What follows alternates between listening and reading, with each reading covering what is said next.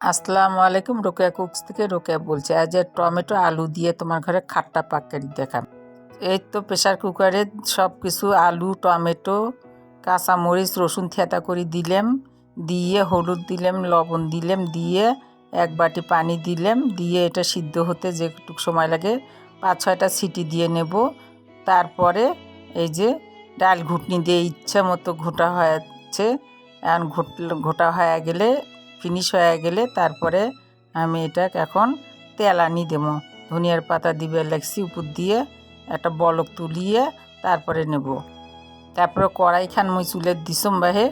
এখানে যে কড়াইখানের মধ্যে যে রসুন আর পেঁয়াজ দিবে নেক্সম দিয়ে তেল দিয়ে এখন এটা কেন ঘিয়ে কালার করবো। তেজপাতা দিবে লাগছি, গোটাল জিরে এনে দিনু, লাল লাল হয়ে আছে ব্রাউন কালার বাহে।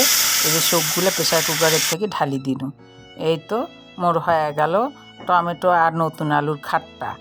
এই যে সাথে সাথে ঢাকি না দিলে ঘ্রাণ খান বাই হয়ে যাবে।